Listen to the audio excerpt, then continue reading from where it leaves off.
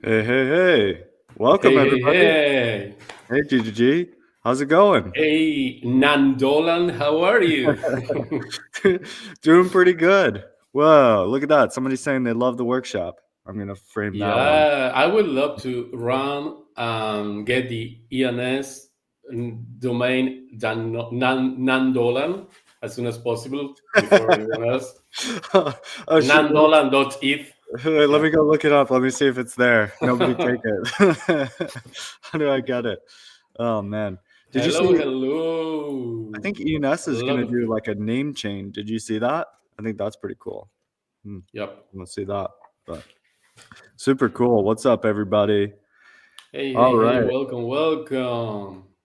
Super Well, I excited to have see. Oh, mixed emotions today yeah, because yeah. I'm It's like, super happy being with you and the audience, but at the same time, I'm super sad because we are closing to the end of this amazing session. So let's take benefit of this. yeah, for a moment, actually, it'd be great to sort of address this. So, this is the last workshop of the 8 workshop series. And many of you that I see here in the comments have been with us the entire time. It is super good to see you all back here. I also feel little mixed emotions because for me, it feels like there's still so much development that I want to do with you guys, and I want to show you so much more. But really, this is the end of my journey here and the beginning of yours, right? Because Shapecraft begins Monday, and this is for you guys to Woohoo! begin and start building on it. So, bittersweet in the sense that I will be here with you guys throughout the journey. So, if you want to pick up where I left off, if you want to start a brand new project, whichever, I will support it. And I am super excited to learn more about what you guys want to build and what you can like creatively come up with from here. So yeah, this is your time. I am super excited to see what everyone is going to build. Some of Super you have already been excited, building man. stuff. I've seen, the sprites and everything. So super excited. Amazing. Now, before we start, I received a couple of fair and good questions from the attendees and the students and the developers related to our last session, account abstraction, account kit, and your Nomad proxy account manager server, smart account server proxy. And in few words, basically, the question is like that. Hey, Dan, I love the idea to use account kit, a Nomad server, and whatever account abstraction solution. But what's happened with the ownership of that account? Because as far as I understand, that address is public, so anyone can send NFTs asset to the address that I create, link it to my email, for instance, or any other social login. But at the end of the day, if you are going to shut down your server or the service or whatever is holding that logic of the account, what will happen with my assets? How can get or make sure that I won't lose that? That's a fair question. You Yeah. have something to clarify that? Yeah, absolutely. And I'm so glad that we're bringing this up here. So, this was not something I addressed in the previous episode when we talked about account kit. And maybe, I wonder if it's worth bringing up the diagram. Let me go ahead and actually share with you the diagram. So, let's make sure that I still have it here before I. So yesterday we drew out the diagram of, yeah, I do have it. So let me go ahead and share the screen and then we'll jump into this question that GGG brought up, which I think is going to be super easy to explain from here. So GGG basically said, what happens if this service goes down? Now, the reason last time we talked about this idea that there's like a auth provider that could do the login for you, and then you can actually just verify with your web application that that is indeed the same account. And then you could use the same account across many different games, many different applications, what have you, right? And so we get this interoperability, this inventory that we can carry with us. Now, GGG's question is what happens if this goes away, right?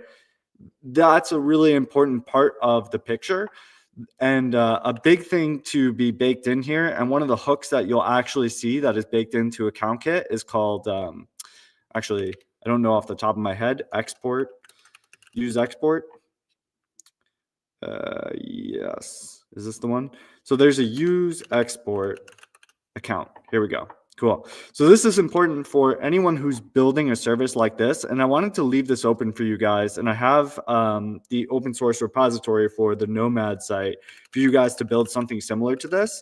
And what you should do is you should always have this option to use export account.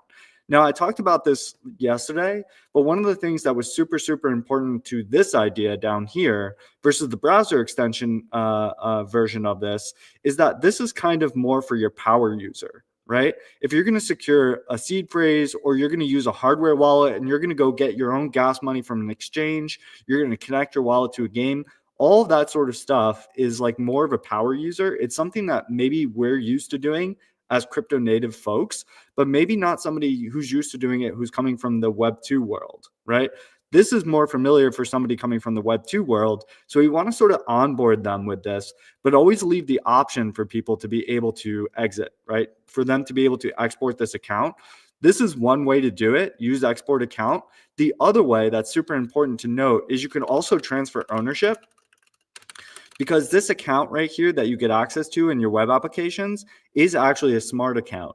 And a smart account is a piece of code. It's a contract that lives on chain that you control with a key that's being secured in a secure enclave that you access through these different login methods.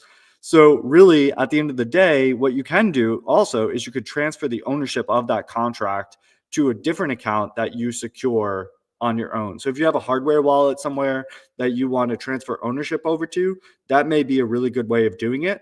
What you want to do though is if you're building a service like this, you want to slowly have that user education journey with users when they get up to the point that they care about that sort of thing, right? You don't want to like upfront be like, hey, you need to download a wallet, and hey, you need to secure a seed phrase, and hey, do you know about this thing called crypto, and here's how you connect the chain and all this sort of stuff, right?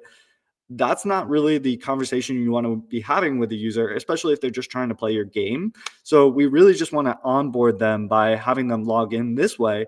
Maybe they'll choose to always secure their account with email, OAuth, social, what have you. Maybe eventually they'll say, you know what, I would prefer that this account was secured by a hardware wallet, that I took this into security, or maybe I have some other way of doing it, some sort of a multi-sig with another service that helps me keep it secure. So you want to build in that flexibility. So there is definitely a trade-off here, a bit of centralization to make convenience. But then at the end of the day, always being able to give people the option to be able to leave here or be able to secure their account is something super important to the user experience here. So, great question. Awesome. Thanks for the clarification, Dan. Sweet. All right, cool. So let's go ahead and jump on in today. And GDG, if anyone has any questions, I would love to answer them throughout the day. So feel free to interrupt me as we go through here, and I will happily stop and jump into any questions as they come up. Will do. Awesome. Okay, so let's go ahead. I'm going to keep Excalidraw up here because we may come back and draw out some more stuff in a little bit. For the time being, what I want to draw your attention over to is I have a new repository. If you go out to github.com/dannolan/interop game. So this interop game here is actually taking what we did in episode 3 of building games together and combining it with what we had yesterday, which was one of these games that you could log in through the Nomad service, right? So what you get at the end of the day is something like this. So I have this out on my Heroku, and if I open this up, we have a game. So you can see this is out on Heroku, and let's go ahead and share it with the folks. So if you guys want to log in as well, let's see if we can get a few people out there. I will go ahead and share that out. So check it out. Continue with Nomad login. So here you can log in with your Gmail. You could log in with a temporary email. That's actually what I have here is a temporary email that I use from the temp mail service. So I can go ahead and verify my signature and then be sent back over here to the game. And then you could load up with either this character or this character, right? Everything that we had before.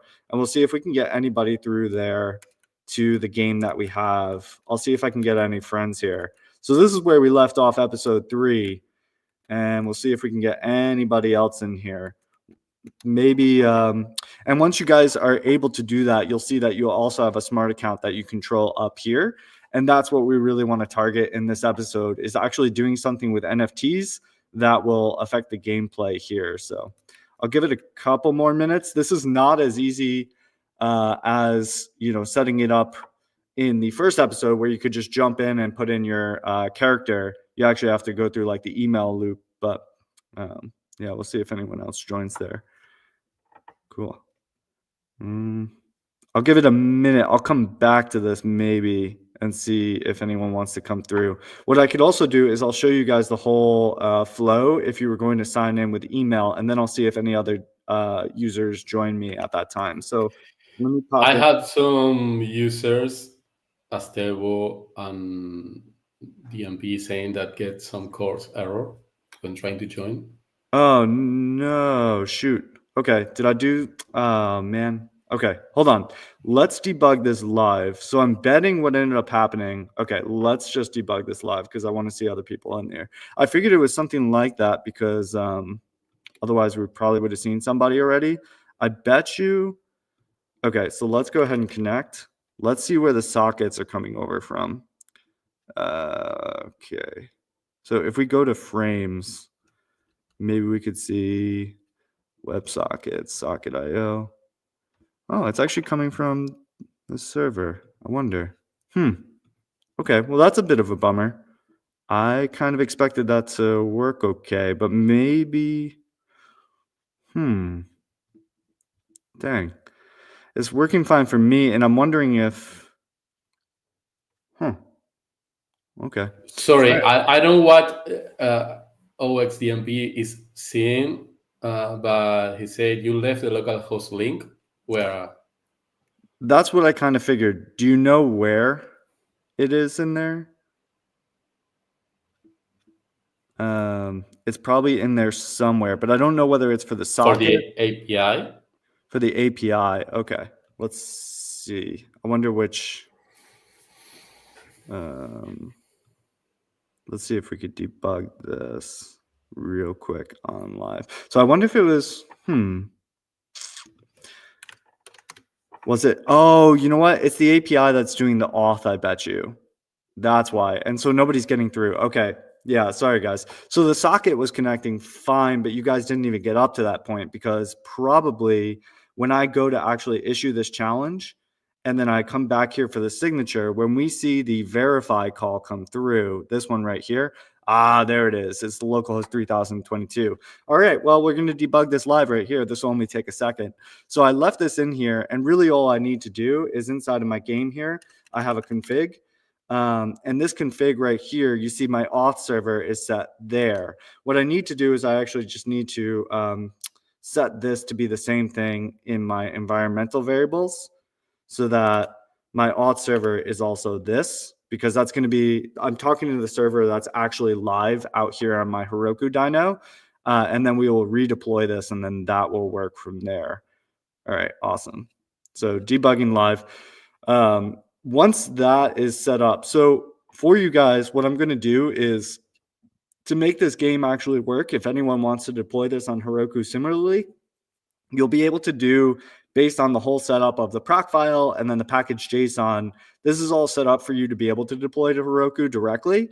It's going to build everything out. The only thing that you're going to have to do, which I didn't do properly here, was actually set all the environmental variables. So I'll actually create an environmental example to make sure that you set all the proper environmental variables. And once you do, then you'll actually have a game that's working where the verify isn't trying to hit my localhost 3022. Sorry, I didn't catch that during testing because this is actually hitting my local host that's running. And so I totally missed that error. Okay, so now if we try again, I bet you guys can join in on the game. So you should be able to, if you start from scratch here, issue the challenge and actually verify this time. And maybe I'll have some friends join me here. Oh no. Okay. One more thing. Let's see what's happening here. So the challenge is failing. What the heck? HTTP. That shouldn't be it. Oh my goodness. Okay. Hold on. One more thing here and we'll solve it. So in the game example, when we're using this config over here, this is going to go out into the auth server URL is going to be used. See, this is where it's being used. So I need to do not slash here because the slash is going to just go ahead and append it. Okay, this is really hacky. Yeah, I kind of want to use this domain. So for now, just as a hack, there's definitely a better way of doing this. What I'm going to do is I'm just going to sort of plug this into itself and make the auth server URL the Heroku domain. It would be better if we could detect where we are and then use that as the server URL. This is a little different than when you're running it locally, because when you're running it locally, you have them running as two different processes. So there's definitely a better way to do this, but I don't want to hold it up too much longer. So the auth server, we just need to make sure is the same place that we're using it there. And then one more time we will deploy. And I apologize for debugging live, but you guys get to see the actual process of We love seeing you debugging in real what's that? time. Yeah. Okay, that's good. So we'll get that out there, and then we'll actually plug in the NFTs here as well. So cool. All right, that looks like it's going to build fine, and we will be good to go. Sweet. 0 vulnerabilities, that's always good. It's packaging it up, and we will be live in a moment. All right, cool. So let's go back to the game, and hopefully this time, so it's going to issue. Let's refresh, make sure it's the latest. It should issue the challenge to our API here. Oh my goodness, what's happening? Is it because,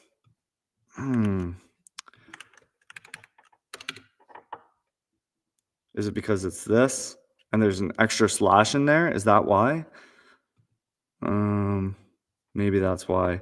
Because my backend API, the routes, the way that this is configured on the back end here is going to be, boy, oh boy. Okay, yeah, API challenge. All right, I think there's just an extra slash in there. Because this server is running on the same dyno as my client, we just need to make sure that it's like, I didn't think the extra slash would give me a problem there. So let's go ahead back into, really all we need to do then is just come over here to the environmental variable. Man, this is a pain. I thought I debugged all this out yesterday for you guys, and then it's such a pain because then you have to redeploy every time you make a mistake, like adding an extra slash. All right, we'll give it one more try. If that doesn't work, then I'm just going to run the rest of the workshop locally. But I really wanted to have that moment of you guys being able to play the game with me that we've been developing over the last 3 weeks. And then we can incorporate the NFTs into it. So let's give that one more try. Okay. So in the meantime, what I want to talk about is what we're going to be doing today. So today, what we need to do is we have this game, right, where we can run around inside of it. So I think I have this running on my localhost 5173, just in case we don't end up being able to get that working there. I can verify with signature, go back to localhost, and we have the game running around, right? So we have these characters here, this one and this one. What I really want to get to today is making an unlockable character. And then I have a special surprise for you guys at the end.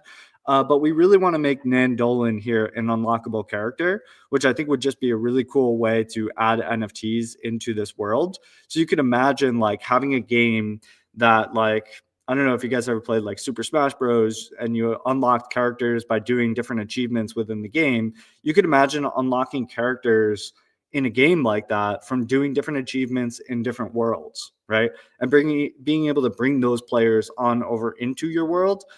So this could be very similar where you could actually have a character that you can kind of import in as an NFT.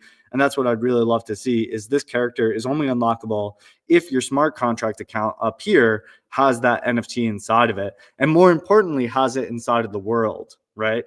We need to get to the point where we're deploying this world on Shape. and then having that NFT actually live in that world so that you get the gas back reward and any other fee that you want to charge at that point in order for people to use it. So let's see if this interop game is now working, where we can actually issue the challenge. All right, there it is. Cool. So the challenge went through on the local API. So maybe you guys are already in here with me. Let's see if we can do it. Yeah, there's a couple of there. Oof. Hey, Okay. yeah, here you Hey, are, hey, waiting for hey. Nan Dolan. Hey, no curse words in your name. I didn't program in any moderation in here. Hey Rory, there we go. Sweet. This is the game. Oh, there's Tabo. Oh man, all our friends are joining. Look at that. Man, this feels like this feels like a really cool like way to bring everybody back in here that helped out in the journey all around here. Sweet. Thanks everybody. Thanks for joining. So what we're going to do next now is I want to make it so that we actually are only able to unlock Tabo's character here, the Nan Dolan, if we have the NFT in our inventory or if we have the NFT in this world specifically. So that's what I want to get to next. So I'll see you guys in a moment when we come back into this game here. So sweet. Another person just popped in. Hey, Diempe. Cool. Awesome. Oh, and another person. Hey, it's Player. Cool. All right. Sweet. Let's go ahead and do that now. Sweet. So what we need to do, the next part. Sorry, Dan, I Oh, sure. cannot do it for some reason, but could you please share the link again? Yeah, I'm sure. trying to do it, but for some permission issues. Thank you. You got it. All right, cool. So what we're going to do next is we're going to go ahead and make it so you can only unlock the Nan Dolan character if you have that NFT. And then finally, we're going to get to the point where we can only unlock the Nan Dolan character if you have that NFT in that world that is deployed on chain. Now, I don't know if we'll get to that last part, but at least I will explain how we get there in order for you guys to be able to like follow through on that. And then I'll package this up nicely for anybody who wants to extend on this stuff here. Okay, sweet. So this is the game over here, as you guys now know, because I didn't intend to get into debugging it. I intended to just build on it, but we got into the debugging a little bit earlier than I had expected here. So what we want to do in here is now you guys will see that. Let me just go over the project structure because this has changed a little bit. So in the interop game here, let me close out of a few things. What I've done is I've created a server that has two features inside of it. It has an auth feature. So this auth is what's doing all of the verification. So we talked about this in a previous episode yesterday when we were talking about account kit. What you need to do is from your game, you need to issue a challenge. So that's actually going to happen over here inside of the auth service. This is issuing a challenge, and it has to be a random challenge because when you issue this challenge, what happens is on the Nomad domain, it is going to sign that, right? And when it signs that, it's going to send back the signature. So it's actually not going to reveal anything private to us. It's using that private key, public key cryptography that we talked about in the first episode of all this series here. It's using that public key cryptography. So we're generating a challenge, something random that nobody would have ever signed before. And we're sending it over to that domain. And then it's going to send us back the verification that you do indeed own that address. Now, there's a little bit more that needs to go on here because not only do you need to own a private key, but you also need to, through that private key, own the smart contract address. So it also then looks up the smart contract address that you would then own via that particular signer there, that particular private key. So it's a little bit more entailed than that, but not too much more. We're really issuing a challenge on the server side, then getting that back and verifying the challenge. So that's what the auth is doing. And then the game is everything that you'll be familiar with from the previous episodes of all the game development, where we actually have like the WebSockets where we're receiving player data, and then we take the game state and we send it back down so that we can do like the everything that we need to do to be able to render all that stuff on the front end there. So this is everything that you guys will be familiar with. Then on the client side, this setup is a little bit different, where I also have all the stuff baked in order to send you over to log in with Nomad and then send you back. So that's going to be all baked in here. So right up at the top, you're going to see this like authentication where it's going to go through and send over some query parameters over to Nomad and then get those back and then verify on our server. And once it verifies on the server, then it's going to go ahead and move us into the game, right? And the game at that point should really only allow you to play the game if it has verified you. So those are the sorts of things you need to think about. You need to think about on the server side, only allow the player to like do anything if they have verified that they own that account, right? You are basically enforcing that ownership at that point on your server side. So there's a little bit of a onus on the server owner to make sure that the people are only playing if they own that account, right? And what kind of keeps that all in check is a little bit of a social layer. This is kind of an aside. It's like a philosophical point, but when you have these partially on-chain, partially off-chain games, anything that's off-chain, you're really kind of entrusting upon the server owner to be valid there, right? And so we don't want to like put anything that we really care about off-chain. If you have an NFT that you want to make sure that you always have ownership of, you're going to maintain that ownership on-chain, right? But when it comes to gameplay, things that like we would really want to be able to scale up and things that maybe we don't need as much trust around it, we could put into a server, or maybe a really highly scalable like Validium, stuff like that. Those are also things that are like coming out that could potentially be able to take the place of a server in these cases as well. So sweet. So that is everything that we have here. What I want to do today is I just want to make it so that we have an NFT that we can unlock. So I want to make it so that Nandolan is only unlockable if you have it in your inventory. So right now, if I go back over to my game and I jump in here, let's just continue with the same character. Jump in. And this is my account over here, right? So if I open this account on the Explorer, I have Nandolan inside here, right? Because we deployed this yesterday. So if I want to make it so that only this account is able to log in and not a different account unless they have Nandolan, we're going to have to take this token over here, and then we are going to basically make it so that you can only choose the character and move forward if you have that particular NFT already installed. So the way that this game works here is there's a page called Game Page. And on the game page, what we're doing before we go into the game is we're fetching the NFTs up here at the top level. So you can see if you go in here to get NFTs that this is being done with the Alchemy client, the Alchemy SDK. And then this is going to go ahead and get all the NFTs for the particular owner. And so right now, this is going to then take the NFTs and set them in here. And then it's going to pass it on down into the game. And then the game is going to create the game config. This is like the phaser game right here. And then it's going to pass it into the phaser game. So if we actually look into the game config here, this is probably pretty familiar to you guys. If you remember the phaser game when we set it up, these are all the configuration variables for that.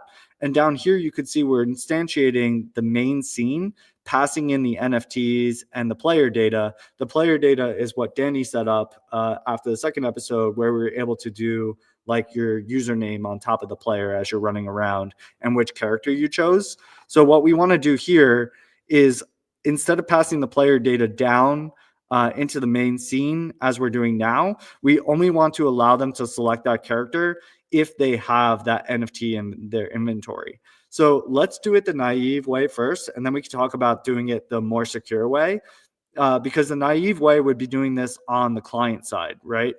You don't want to allow them to actually play the game unless the server side says, yes, indeed, I saw that you have that NFT, right? So that's going to be a really important thing there as well.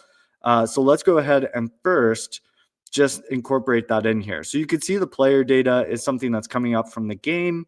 So inside of the game, where's player data actually being set?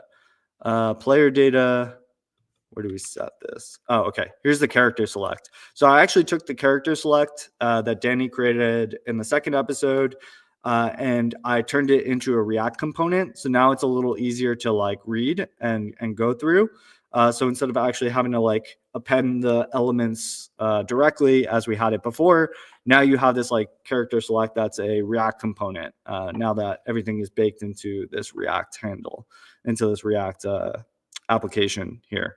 So the character select, what we want to do is we want to actually pass in here the NFTs and whether or not they can select that particular NFT, right? So let's go ahead and take the NFTs. We should already have them, right? Yeah, we have the player NFTs. We're going to pass that into the character select. And then the character select can figure out from there whether or not they have this particular player. So player 2 is only going to become available if they have that particular contract. So let's do something where we make, here's the sprite options here. And where does this get used? It gets used right here, right? So let's do sprite options, but let's make it so that the sprite option 2 is disabled by default. So let's make this disabled true. And we'll take sprite options here. It's no longer really a const, right? Because we're kind of playing around with it. So let's go ahead and do that. And then sprite options here. And then the sprite is going to have this like disabled thing. So we really need to, in the radio choice here, actually put like a disabled thing. Now, this is only a front end control, right? Like I was saying before, this is kind of the naive way of doing it. We also need to, on the server side, check that they do indeed have the NFT as well. So that way they can't go ahead and play with the character. You can imagine if you had like a game server where a character had like a really rare item. If you played RuneScape back in the day, you might be familiar with like these party hats that they used to wear. And those party hats you could only get if you had one of these very rare items. And you could imagine if somebody could just run around acting like they had that because you only did client-side checking. You want to do server-side checking to make sure that they do indeed have it. So that's really important there as well. So this should be good now if we pass the player NFTs through. What is it complaining about? Player NFTs does not exist on type. Didn't I take that in? No. Okay. Oops. Right. Player NFTs. We're going to do player NFT is an owned NFT. And we're going to go ahead and import that. Okay, sweet. And for now, just so it doesn't complain, I'm going to just log out the player NFTs. And then in a moment, we'll iterate over these and then just make sure that they have the NFT. But first, let's just see what it looks like when it's disabled. So if I go back out here to localhost 5173 and I try to come back into the game, this radio, you see, I can no longer play as Nan Dolan, right? I can only play as this character.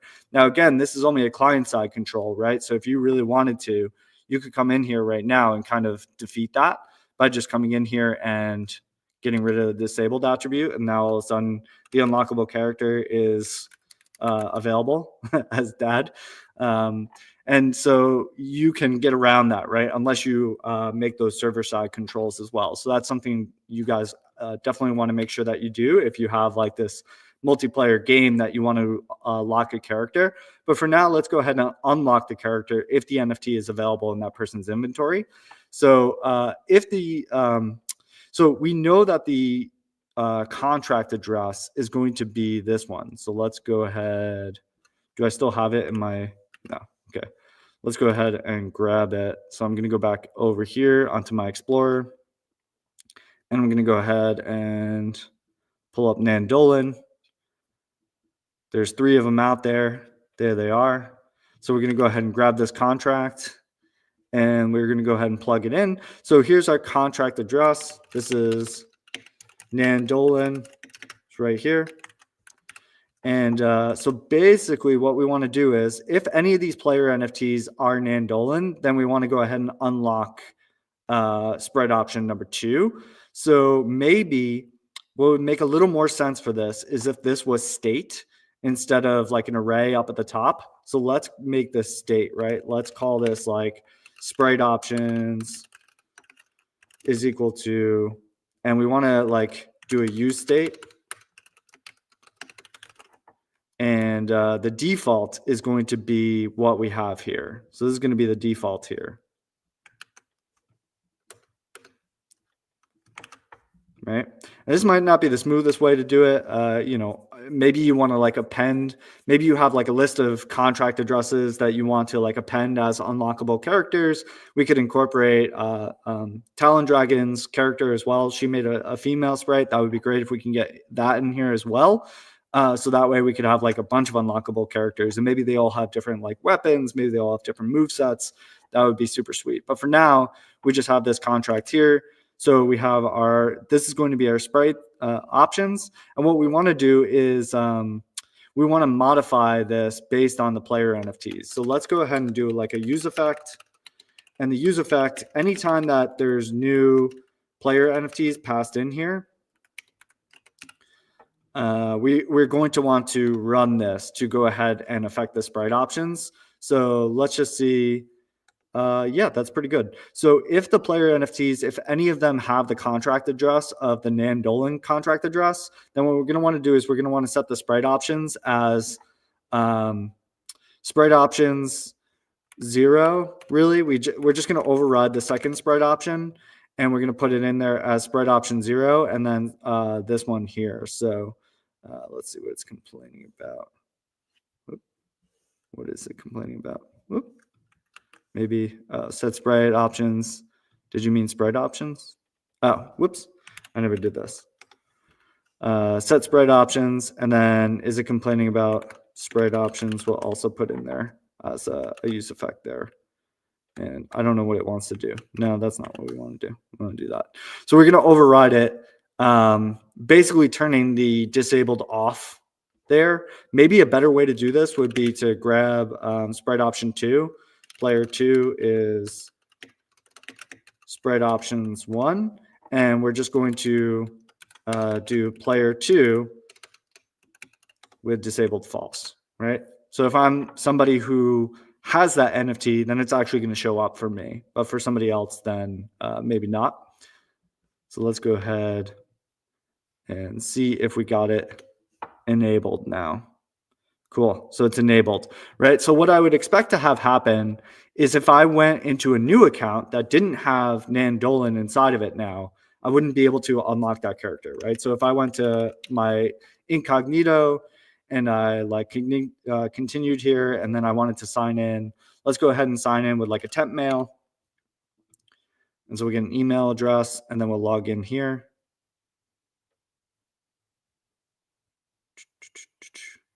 There it is. Bring this on over, sign in. And we'll give it a second. And we'll sign in right here.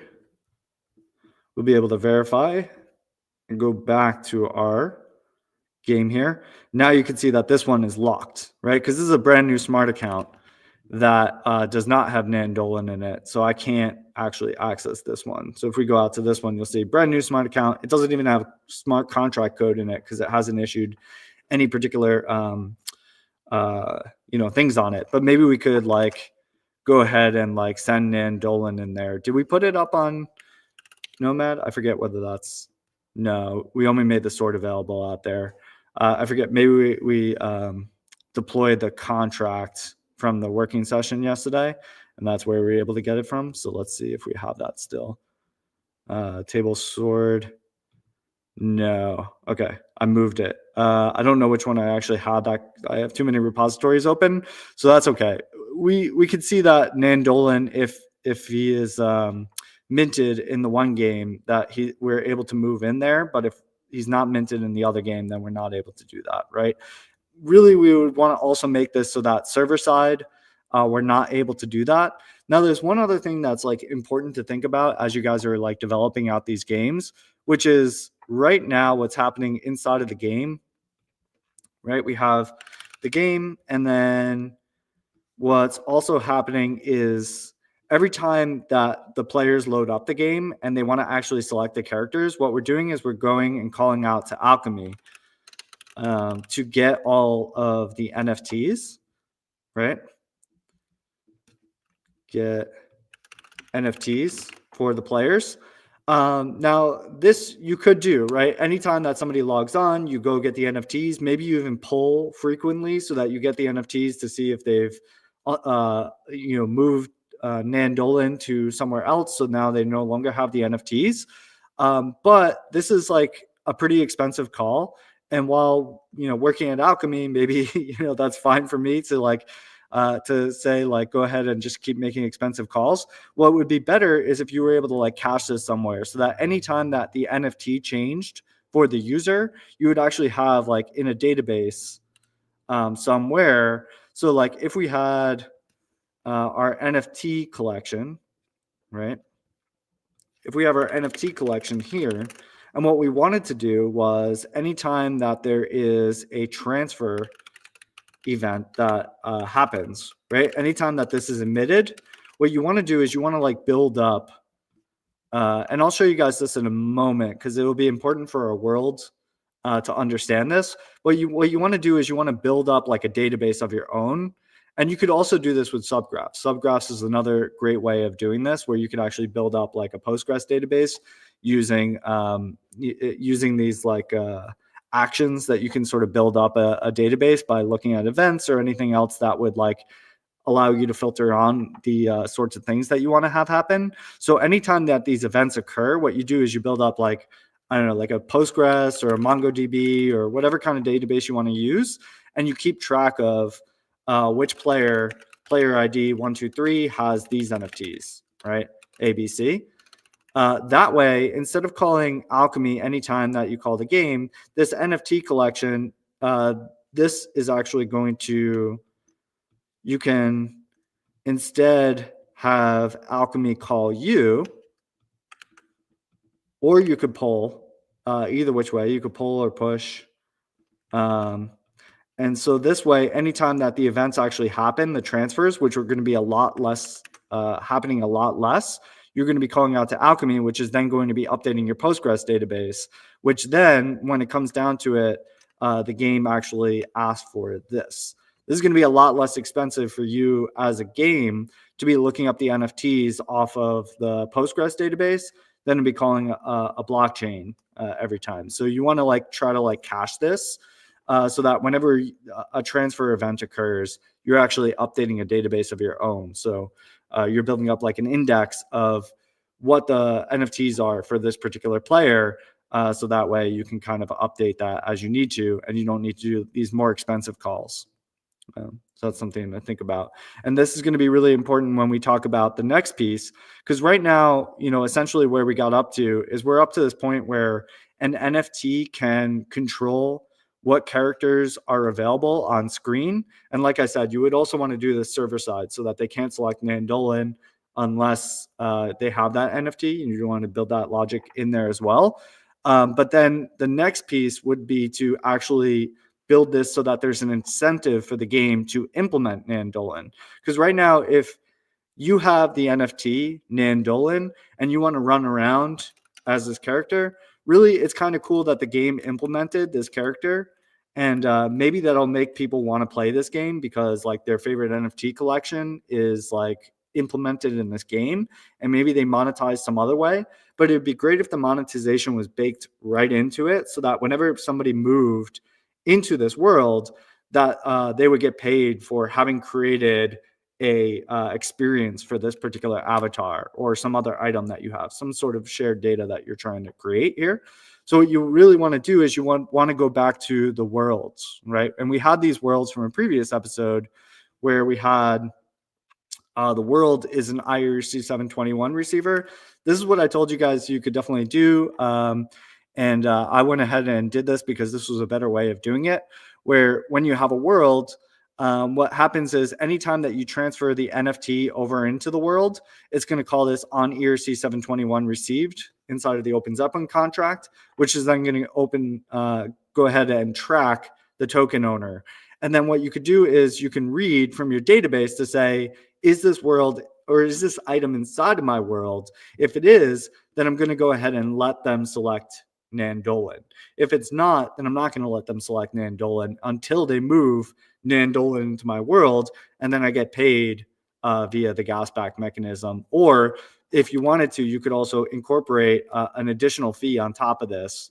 That would be like your charge for importing, exporting items, which I think is something that's worth playing around with, because I don't think, gas back just happens to be whatever the gas costs on the network, but it may not be the exact right incentive for you to need to like render these items. You may need to charge some more. So you could also like require that message value is like, I don't know, 10 Gwei or whatever it is, whatever it is, you must spend that much in order to send this over. So in this case, like you could require a certain amount deposited into the world. But assuming that gas back is enough of an incentive here, this would work so that when players are moving Nandolan into your world, you can go ahead and do it based on that. So what we would do if we wanted to do world here is we would build up a database of items that are actually in our world, right? So a really interesting thing here to look at with the world is that there's no way, like if you wanted to call this contract, there's no way to ask like, does this address 0xabc have any Nandolans, right? Like how would you figure that out, right? If you looked at this world, what could you call? These functions are state changing functions to import by like going through the transfer method. And then this one is a state changing function to export the item. So the only thing that's publicly available for you to call is this token owners function. So if you know the NFT and you know the token ID, then you could look up the owner.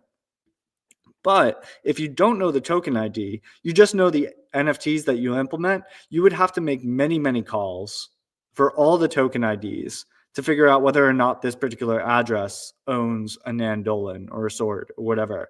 So this is a good example of a place where you would want to build up your own database. It wouldn't make sense, from a gas perspective for you to build up like an on-chain database here where you have like something where you are actually, I mean, this is kind of interesting, right? Where you have, and this is what AI is trying to tell me to do, where you have an owner mapped to an NFT and then saying whether or not they has item. This is problematic though, because when you go to export the item, you would have to try to change this Boolean. And without any additional sort of state here to track how many items the person has, they may own like 5 token IDs inside of this world, right? They may have put like 5 Nandolans in here for some reason, in which case, like when you go to like export it out of the world, you might say this person no longer has the item, which is what AI is naively telling me to do, which is like, hey, this person no longer has the item. But if they happen to have another Nandolan in this world, then that's going to kind of overwrite that. So this is maybe one way of doing it, but it's a very naive way of doing it because you have this token ID. Maybe you could do something where you only allow them to import one token ID of the particular NFT, but that kind of precludes any like, if you had like a bunch of potions or something like that and you wanted to allow people to like take in many token IDs into your world, something like that might not work. So what you would want to do is you'd want to build up a database of this stuff, right? So hopefully I've kind of like, illuminated why that's necessary rather than storing this stuff all on chain. Otherwise, that's going to get quite expensive to like build an array of token IDs and then have to like manage that array on chain by having to like splice it and like, minimize the array and everything like that. That's the sort of stuff that you want to do off chain, not on chain. So what we would do in this case is we'd actually build up a database of the world of who owns what item in this world. So what we could do here is in order to illustrate that, I do have, let's see how much time we have. We have 10 minutes. Okay. In order to illustrate that, let's just do one thing, which is I am going to go ahead and deploy this world out. And then we're just going to listen for these events and then build up a database from there. Or maybe we'll just see like these events come through and then you could imagine like building up a Postgres or a MongoDB, kind of take this from that point there. Cool. So let's go ahead and do that. So what we're going to do is we're going to deploy this. And we've done this before, right? This was in a previous episode where we had the tests and then we had the ability to like in ignition deploy the world. So let's go ahead and do that. I'm going to get rid of the deployments here. So that way it doesn't try to like reconcile those. We're just going to start our deployments from scratch. And then we're going to deploy to Shapes Apulia. Hopefully I still have some gas there for the world. So let's not deploy sword module. Let's just deploy world module. So npx hard hat ignition, and then we're going to deploy world module.ts. Okay, so it was deployed right here. Here's the world. What we're going to try to do is we're going to try to move an item into the world and just see an event be triggered. So what we need is we need like another we need another repository. Let's call this like temporary repository. We're going to call this like listen for events. And this is where we're going to want to try to like index our database, right? And fill up our database full of whether or not somebody moved an item into our particular world. So we would do like a npm init. That's going to create a new package JSON. And then we're going to do code. And then we're going to do this. All right, cool. So what we need is we're probably going to need ethers, right? If we're going to do anything like that, we could do VM or ethers. So this is going to be our contract address, right? This is going to be our world is like this. And maybe we have the ABI for world. That would be great if we had the ABI already over here. Sorry, one sec.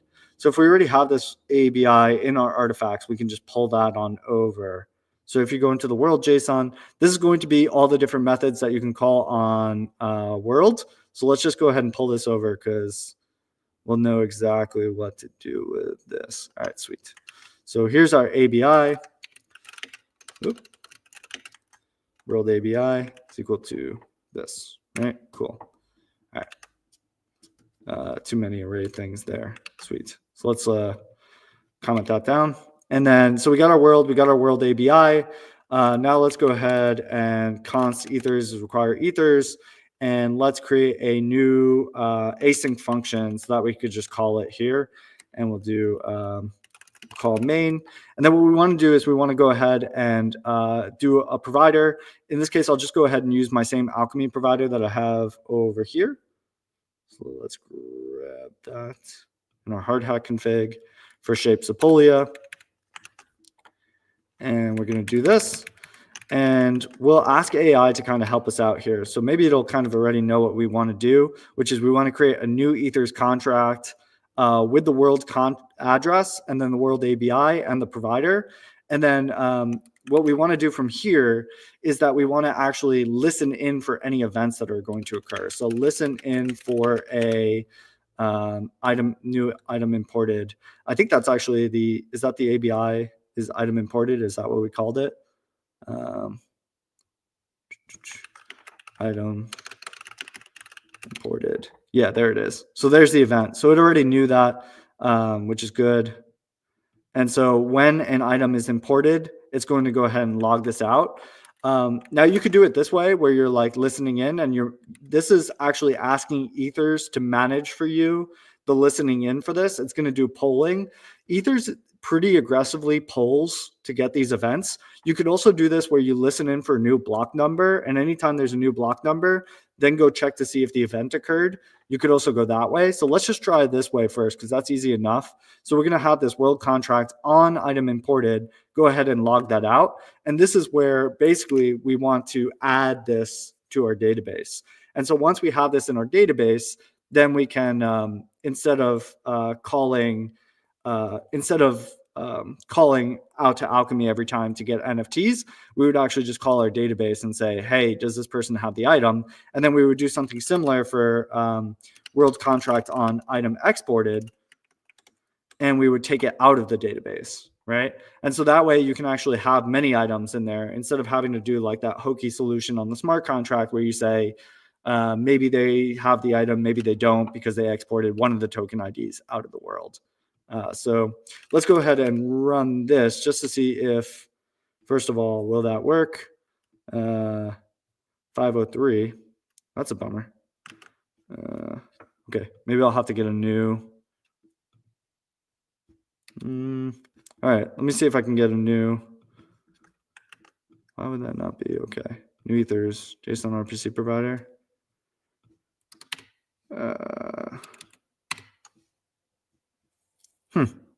Okay, let me go ahead and just get a new. I don't know whether I got rid of that particular RPC there. Let's just do another one. Here's a new endpoint.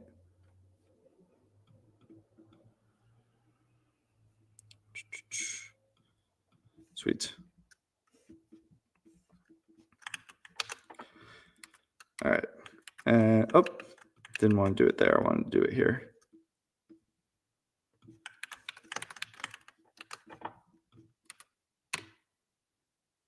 What the heck? Okay, that's kind of odd. Oh, we've seen this before, didn't we? We saw this in the first episode where there was some issue with why did that happen?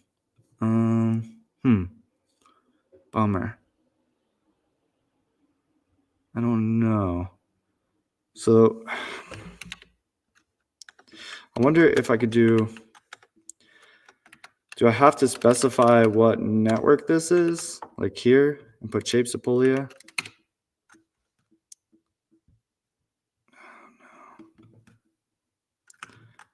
So what does this actually have in here? So there's like a network and then, okay. So do we have to actually specify the chain ID and everything? Okay. Sorry, guys. This is just the episode where we just run into a whole bunch of stuff. I believe that actually is the chain ID, but we'll check it out. Okay. We are running up on time. I am going to try to get this out to you guys and debug this on my own because I don't want to spend more time on it here. I don't know why that's actually not working. I would have expected it to work there, where we could just plug in the API URL and be able to receive it. So I will get this up here in the resources. Unfortunately, we ran out of time. This was an episode that I was a little nervous about because there was going to be a lot of work that needed to be done in order to get this to work, to build up the database and to be able to read from it. So this is kind of where I'm going to leave off here. Unfortunately, I will provide you guys more resources to be able to build on this more. And you'll be able to, I'll make this work and then be able to send it out, and then I'll list it out on the resources so that you guys can be able to like index your databases, be able to read these items and actually use that inside of your games. And I'll make that something that's available. So apologize we weren't able to get it up on the live stream, but hopefully at least this was helpful in understanding how you would go about this. And hopefully this whole stream was helpful across all of these workshops. One thing I do want to tease for you guys here at the end to leave it out on a high note is there is going to be a special item that is going to be available inside of our inside of Alchemy University for anyone who registers on Alchemy University for the Shapecraft Hackathon. You'll have the opportunity to play a game that's never before seen. And if you beat that game inside of Alchemy University, you'll be able to collect these keys. And these keys here will actually be minted to mainnet, and you can use them in your games. I'll also make this available in test nets so that you can go through and incorporate these in your game somehow. Come up with a way to incorporate these keys. Maybe it's a hidden area, maybe it's a treasure, maybe it's a weapon, right? Maybe you could use this as a weapon and actually wield it with your character. Whatever way you want to implement this, and this will be like something that will show off interoperability for your projects for Shapecraft. I'd love to see what you guys build out there. But yeah, for the distribution of it, anyone who registers on Shapecraft, you'll be able to play the game, try to beat it, and earn your keys and be able to send it out to people. So hope you guys enjoyed these workshops. Sorry again to leave it on a note where there's a lot of work to be done, but I think that's the spirit of the hackathon nonetheless. So yeah, I'll take any questions that we have here. No, Dan, just do you want to share some final words about the upcoming start of the hackathon? Is it this Monday? Yeah. So it's this Monday. We are going to have a bunch of live events. So there's going to be kickoffs in San Francisco, in New York, in Paris. If you are not in any of those cities or you don't want to like travel out to the event, we're going to be having all of those remotely hosted as well. So you'll be able to tune in, learn everything that everyone is also learning. Everything is going to be live on the Alchemy University site on Monday. So there's a lot of questions that people have had about judging criteria, about guidelines, things like that. All of that will be live. So all your questions will be answered. And if any of your questions aren't answered, I'll be around to answer them. So yeah, all that will be out there. I look forward to seeing what you guys build. Super excited for that. Awesome. Super excited too. Okay, Dan, thank you so much. It was a great session. Thanks everyone for participating, and see you on the hackathon. Good luck to everyone. Well, thanks everybody, and take care. See you on Monday. Bye bye. See you.